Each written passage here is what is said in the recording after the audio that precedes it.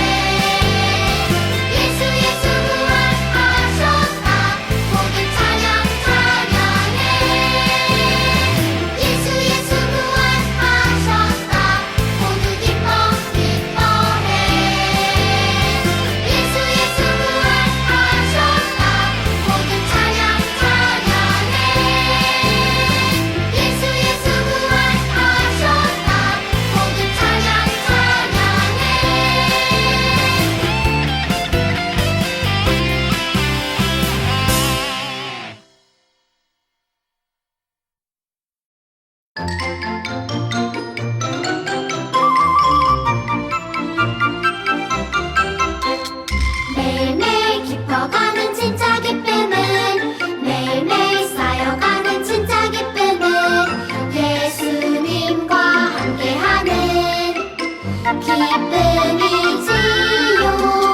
쏙쏙쏙쏙 차곡차곡 기쁨 넘쳐나요. 세상에서 제일 좋은 어떤 기쁨보다 예수님과 함께하는 참 기쁨.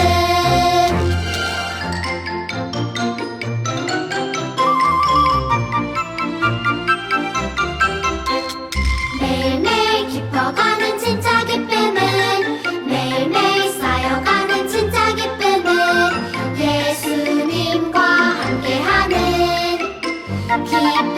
기쁨이지요. 쏙쏙쏙쏙 차곡차곡 기쁨 넘쳐나요. 세상에서 제일 좋은 어떤 기쁨보다 예수님과 함께하는 참 기쁨.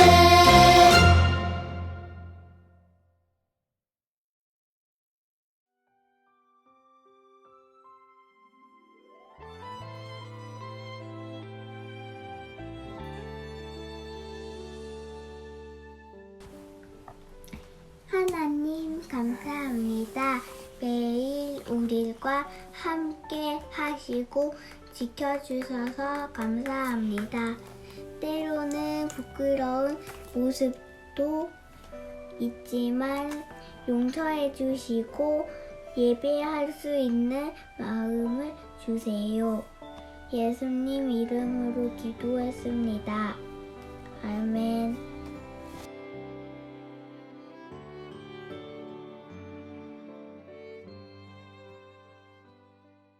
할렐루야! 죽음 이기시고 부활하신 부활주의를 맞아서 우리 친구들과 함께 예배하게 되어 목사님 참 기뻐요. 예수님께서 우리 죄를 위해서 죽으시고 3일 만에 부활하신 날. 참 기쁜 부활주일입니다. 오늘은 우리 친구들과 함께 예수님의 부활에 대해서 이야기 나눠보려고 해요. 오늘 말씀의 제목은 예수님으로 인해 부활하게 되었어요. 배울 말씀은 고린도전서 15장 20에서 24절, 42절에서 46절, 그리고 데살로니가 전서 4장 13절에서 18절 말씀이에요. 우리 친구들과 함께 목사님이 읽어볼 말씀은 고린도전서 15장 20절에서 22절 말씀입니다. 화면을 보면서 우리 친구들 목사님과 함께 또박또박 큰 소리로 읽어보도록 할게요. 그러나 이제 그리스도께서 죽은 자 가운데서 다시 살아나사 잠자는 자들의 첫 열매가 되셨도다. 사망이 한 사람으로 말미암았으니 죽은 자의 부활도 한 사람으로 말미암는도다. 아담 안에서 모든 사람이 죽은 것 같이 그리스도 안에서 모든 사람이 삶을 얻으리라. 아멘. 여러분, 교육과 문화 발전을 위한 국제기구인 유네스코에서 정한 세계 문화유산 몇 곳을 보여줄게요. 첫 번째는 인도의 타지마할, 두 번째는 중국의 진시황릉, 그리고 세 번째, 이집트의 피라미드예요. 그런데 이들은 세계적인 문화유산이라는 공통점 외에 한 가지 공통점이 더 있어요. 우리 친구들 눈치챘나요? 무엇인 것 같아요? 바로 이 문화유산들은 모두 무덤이라는 거예요. 인도의 황제 샤자한이 사랑하는 황후 뭄타즈 마할이 아기를 출산하다가 죽게 되자 황제가 죽은 황후를 위해 만든 무덤이 바로 타지마할이에요.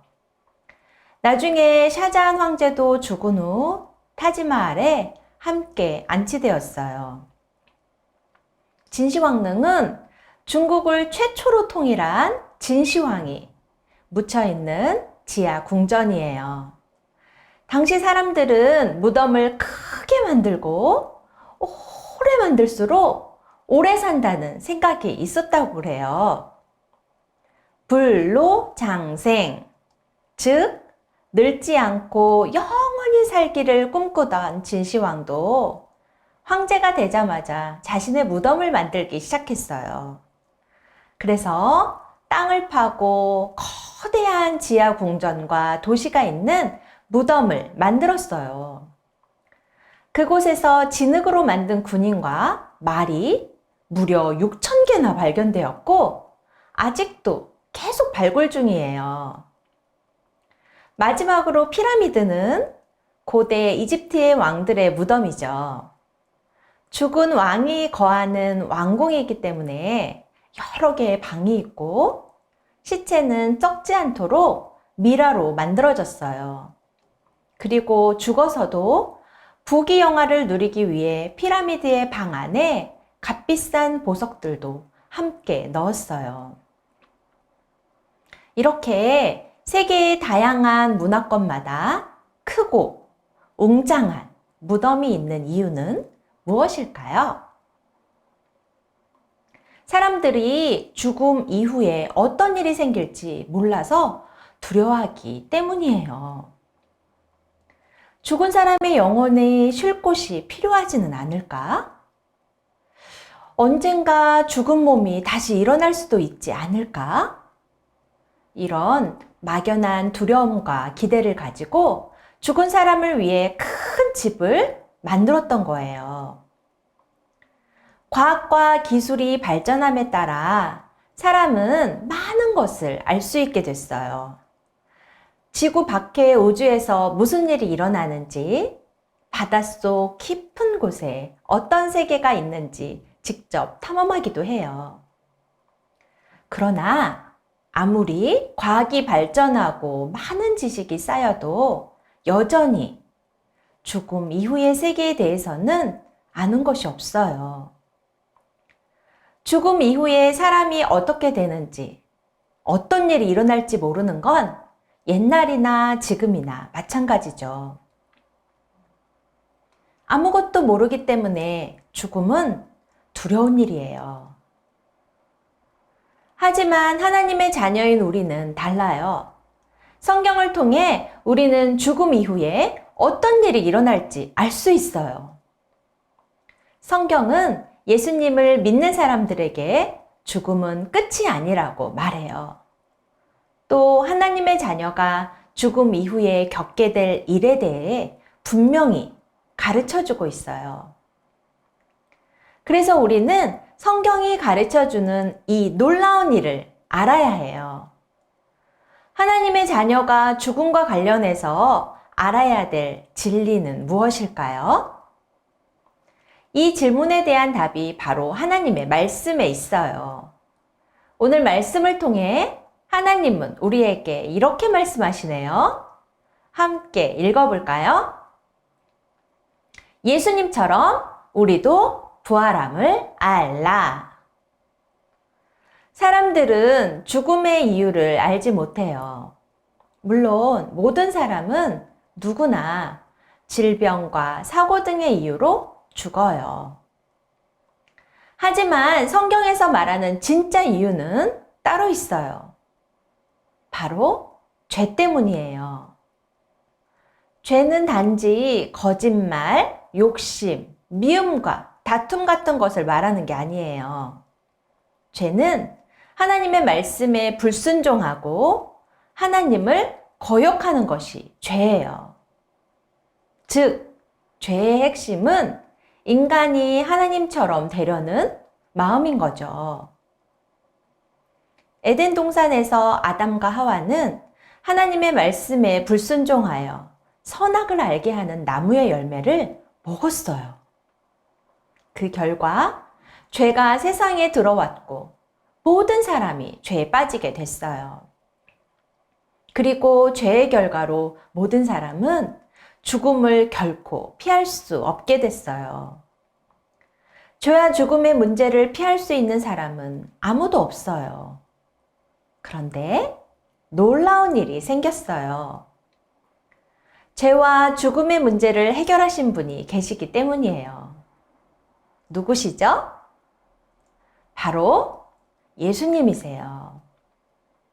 지난 시간에 배운 것처럼 예수님이 십자가에 달려 죽으심으로 하나님과 우리 사이를 다시 화목하게 하셨어요. 십자가에서 우리 대신 죄의 값을 치르심으로 죄의 문제를 해결하신 거예요. 그런데 예수님이 죄의 문제만 해결하셨을까요? 그렇지 않아요. 예수님이 죽으신 지 3일째 되는 날, 놀라운 일이 일어났어요. 분명 십자가에서 숨을 거두시고 돌무덤에 들어가신 예수님이 다시 살아나신 거예요. 예수님은 죽음을 이기고 다시 부활하셨어요. 부활을 통해 죽음의 문제를 해결하신 거예요. 그렇다면 예수님이 죽음을 이기고 부활하신 일이 우리와 무슨 상관이 있는 걸까요? 하나님은 우리가 예수님을 믿는 순간 예수님과 우리가 하나가 되게 하셨어요. 그래서 예수님께 일어난 일이 곧 예수님을 믿는 우리에게 일어난 일이 되어요. 예수님이 죽음을 이기고 부활하셨기 때문에 우리도 죽은 이후에 예수님처럼 죽음을 이기고 부활하게 되는 거예요. 제가 처음에 이야기한 것처럼 사람들은 죽음 이후에 자신에게 어떤 일이 일어날지 알지 못해서 불안하고 두려워해요. 하지만 우리는 오늘 말씀을 통해 죽음 이후에 우리가 어떤 일을 겪게 될지 알게 되었어요. 고린도전서 15장 22절은 아담 안에서 모든 사람이 죽은 것 같이 그리스도 안에서 모든 사람이 삶을 얻으리라 라고 말해요. 하나님의 자녀는 예수님의 부활로 영원한 생명을 얻게 되었어요. 그리고 예수님이 약속대로 다시 오실 때 죽은 몸이 다시 부활하여 완전한 몸으로 변하게 될 거예요. 또 부활한 하나님의 자녀는 먼저 부활하신 예수님과 함께 천국에서 영원히 살게 될 거예요. 그래서 우리는 죽음을 슬퍼하지만 두려워하지는 않아요. 부활의 기쁨과 소망이 우리에게 있기 때문이에요. 오늘이 바로 예수님이 부활을 통해 죽음을 이기고 우리에게 생명을 주신 날이에요. 여러분 모두 예수님의 부활을 기뻐하고 감사하는 하나님의 자녀가 되기를 축복해요. 예수님처럼 우리도 부활의 몸으로 영원한 천국에서 하나님과 함께 즐거워하게 될 거예요. 부활의 소망을 마음에 품고 우리 함께 큰 소리로 외쳐볼까요? 예수님처럼 우리도 부활함을 알라! 기쁜 마음으로 한 번 더 외쳐보면 좋겠어요. 우리 친구들의 마음에 부활의 소망을 담아서 기쁜 마음으로 같이 한번 큰 소리로 외쳐봐요. 예수님처럼 우리도 부활함을 알라. 기도하겠습니다. 우리의 죄를 위해 대신 죽으시고 우리를 구원하여 주신 예수님 참 감사합니다. 우리의 죄를 해결해 주신 것도 감사한데 우리의 죽음의 문제도 해결해 주시니 감사합니다. 예수님이 3일 만에 부활하신 것처럼 우리도 예수님 다시 오실 그날에 모두 함께 죽은 자들이 부활함을 믿고 기뻐합니다. 예수님, 우리를 위해 와주셔서 정말 감사해요. 부활의 예수님을 소망으로 마음에 품고 기쁨으로 살아가는 우리가 되게 해주세요. 예수님의 이름으로 기도합니다. 아멘.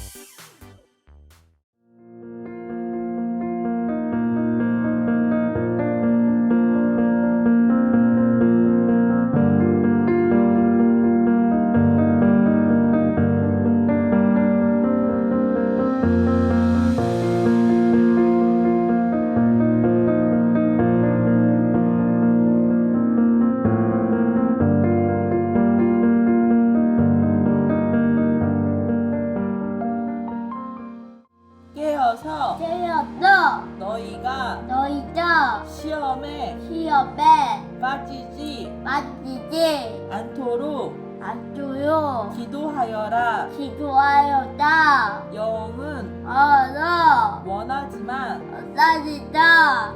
육체가 못했다. 약하구나. 아차줬다. 아멘. 아멘. 베드로는 지난번에 예수님께서 자기에게 하신 말씀이 기억났습니다. 닭이 울기 전에 너는 나를 3번이나 모른다고 할 것이다. 너희 모두 이것을 마셔라. 이것은 죄를 용서하기 위하여 많은 사람을 위해 붓는 나의 피, 곧 언약의 피니라. 아멘. 빌라도는 자기로서는 어찌할 소리가 없다는 것을 깨달았습니다. 그리고 잘못하면 폭동이 일어날지도 모른다고 생각하였습니다. 그래서 그는 물에 떠다가 사람들 앞에서 손을 씻었으며 말했습니다. 너희는 마치 강도를 잡을 것처럼 칼과 몽둥이를 가지고 왔다. 내가 성전에 앉아 매일 가르쳤지만 너희는 나를 잡지 않았다. 지난번 예수님께서 자기에게 하신 말씀이 기억났습니다. 닭이 울기 전에 너는 나를 3번이나 모른다고 할 것이다. 베드로는 밖으로 나가 몹시 울었습니다. 너희는 마치 강도를 잡을 것처럼 칼과 몽둥이를 가지고 왔구나. 내가 성전에 앉아 매일 가르쳤지만 너희는 나를 잡지 않았다. 이 모든 것은 예언자의 글을 이루기 위해 일어난 것이다. 베드로는 지난번 예수님께서 자기에게 하신 말씀이 기억났습니다. 닭이 울기 전에 너는 나를 3번이나 모른다고 할 것이다. 너희는 마치 강도를 잡을 것처럼 칼과 몽둥이를 가지고 왔구나. 내가 성전에 앉아 매일 가르쳤지만 너희는 나를 잡지 않았다. 베드로는 지난번 예수님께 자기에게 하신 말씀을 기억났습니다. 닭이 울기 전 너는 나를 3번이나 모른다고 할 것이다. 베드로는 밖으로 나가 몹시 울었습니다. 너희는 마치 강도를 잡을 것처럼 칼과 몽둥이를 가지고 왔구나. 내가 성전에 앉아 가르쳤지만 너희가 나를 잡지 않았다. 이 모든 것은 예언자의 글을 이루기 위해 일어나는 것이다. 마태복음 26장 55절에서 56절 말씀. 아멘.